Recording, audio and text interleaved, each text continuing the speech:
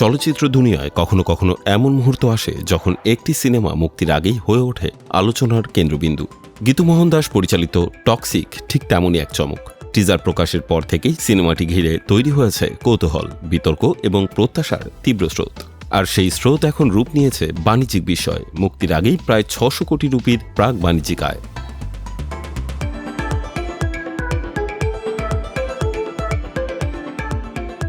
চার বছর পর বড় পর্দায় ফিরছেন যশ।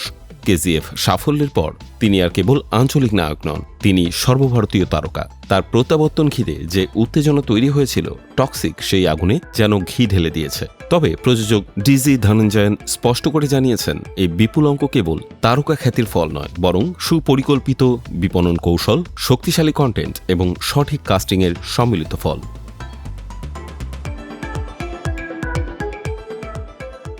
সিনেমাটির অন্যতম বড় শক্তি এর তারকাবহুল কাস্ট। নয়নতারা, রুক্মিণী বসন্ত, টভিনো থমাস এবং কিয়ারা আদবানি প্রত্যেকেই নিজ নিজ ভাষার ইন্ডাস্ট্রিতে শক্ত অবস্থান গড়ে তুলেছেন।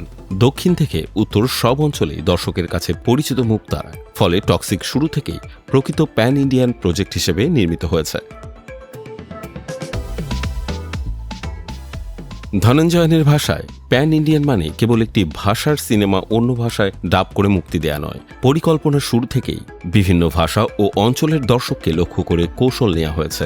বিশেষ করে উত্তর ভারতের বাজারকে গুরুত্ব দেওয়া হয়েছে, কারণ ১,০০০ কোটির বেশি আয় করা দক্ষিণী সিনেমার বড় অংশের রাজস্ব আসে উত্তর ভারত থেকেই। সেই বাস্তবতা মাথায় রেখেই সাজানো হয়েছে টক্সিকের প্রচার ও মুক্তি কৌশল। টিজারে কিছু অন্তরঙ্গ দৃশ্য প্রকাশের পর সামাজিক মাধ্যমে শুরু হয় সমালোচনা, কিন্তু সেই সমালোচনায় সিনেমার দৃশ্যমানতা বাড়িয়েছে। আধুনিক দর্শক এখন সাহসী গল্প ও নতুন উপস্থাপনকে স্বাগত জানাতে প্রস্তুত। টক্সিক যেন সেই পরিবর্তনের রুচিরই প্রতিফলন।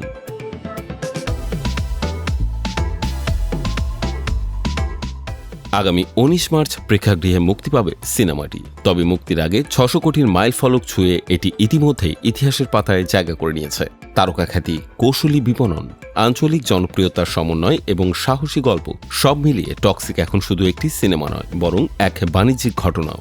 এখন প্রশ্ন একটাই, মুক্তির পর কি এই জোয়ার বজায় থাকবে, নাকি আগাম ঝলকি হয়ে থাকবে এর সবচেয়ে বড় রেকর্ড?